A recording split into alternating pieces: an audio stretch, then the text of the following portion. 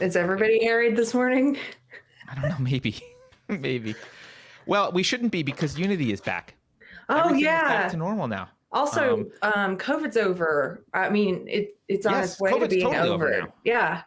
You know. In fact, we really should be focusing on the economy, Carrie. I don't know why we have let these businesses stay closed. I mean, whose idea was that? Why did we do that? I think it's amazing. I just saw Governor Whitmore, who's been one of the worst authoritarian dictators during this, and Cuomo, of course, a few days ago. Cuomo and Whitmore are both saying we need to end these lockdowns, guys. Who did these? Who did this? Yeah, what's going on with the lockdowns? The lockdowns. What changed in the past few days? Can I, since we're on the COVID thing, I just, within 24 hours, these are the two things I noticed. You can say more things that you noticed. Here are the two things I noticed within 24 hours. The first was this WHO thing. Now, I know that you saw this, Carrie, because I saw you tweet about it. Oh, yes, I saw this. So I did a show recently about the hypersensitivity of PCR tests and how they conflate infections with positive tests that have too high cycle counts. You can go watch that clip if you want, but this has been a problem. They've been conflating infection with these hypersensitive PCR tests, and lo and behold, within hours after Biden was inaugurated.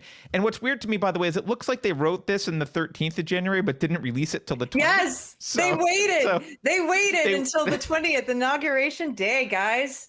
Yeah, so they waited, and suddenly, guys, cycle thresholds are kind of hypersensitive, and you should not really count someone as positive unless they have other symptoms.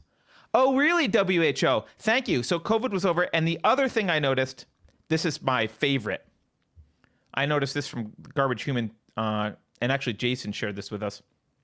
CNN, for the last several months, has had this coronavirus pandemic thing over here, this little box showing how much of a crisis we're in and how horrible it is because Trump is president and everyone's dying. Oh, you mean the fear box?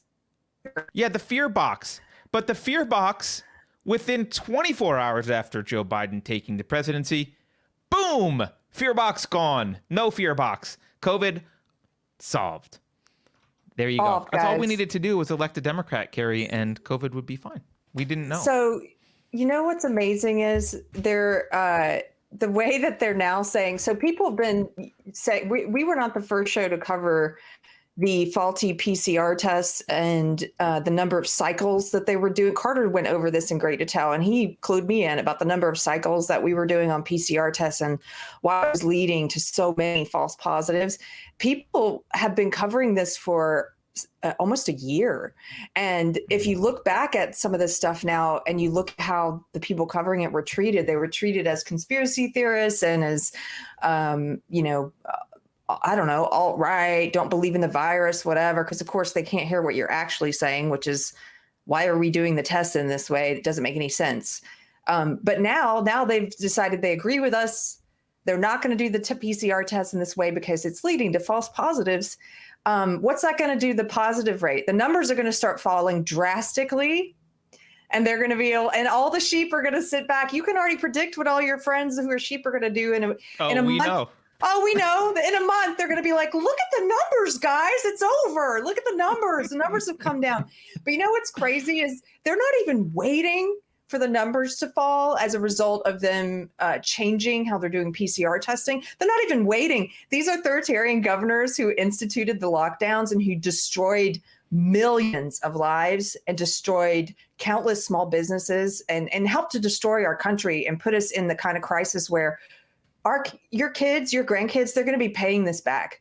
They're going to be paying this back, and their kids are going to be paying it back. Those governors, perhaps in labor to China. Yeah, those governors who instituted those lockdowns are not even waiting for the numbers to fall as a result of this new edict on PCR tests. They're just going ahead and saying that COVID, we're getting rid of the restrictions, guys. Lockdown's over. You peons can return to your normal lives now, or something that is close. You can go, your kids can go back to school. Silver lining, guys, of Biden being elected. And we talked about this before the election. We said this would happen. Silver lining of Biden being selected is your kids get to go back to school. You can open your small business back up if it didn't die, like a lot of them died. But if yours is still hanging on, you can open it back up now. You can get back to work on the tax farm. You can try to salvage what you can and provide for your family because we got the guy in that we wanted. I disagree that going back to school is a silver lining. That's I know. That's the one unfortunate consequence of ending the lockdowns is people are going to go back to school. But yeah, I it's ridiculous. He did put in travel restrictions, so it's going to get harder to travel.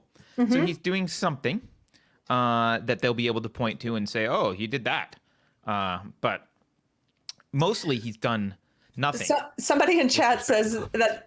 Is this true? Somebody in chat says that the CDC only reports 40 flu cases for this whole season. Greg Maxwell said that. Is that true? No, I didn't see that. Maybe. Yeah. Well, the flu's going to come back, guys. Where did it go? It went somewhere, but it's going to come back. And, and hey, thank goodness Biden cured COVID. I was tempted to, after they first declared him the president-elect, I really wanted to run through my grocery store telling people to take their masks off because don't worry, guys, COVID's over. Yay, it's Mark over. my words. Didn't you hear? Biden won. It's over. Yeah. Well, so many things are returning to normal. In fact, this is one of my favorite. Here, I'll share another one. This is one of my favorite things. That's returning to normal. Where is it? Oh goodness, there's been so many. Well, here's one of my here's one of my. There have been many. You're right. There's a lot. There's a lot. So one of my favorites is this. So within 24 hours of becoming the commander-in-chief. Oh yeah. Within 24 hours, we are now, hey, let's send some people into Syria. War's back on, let's guys. Send a convoy. Let's send a convoy back into Syria. Woohoo! Syria. Woohoo! Moving into Syria. War's back Now, on. And just the first of many, if I were to be a betting woman. Yeah. In late 2020, then U.S. President Donald Trump ordered U.S. troops withdrawn from the area to redeploy to Iraq. I don't like the redeploy part, but he did remove them from Syria.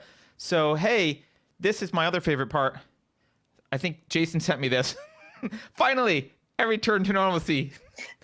Endless wars in the Middle East.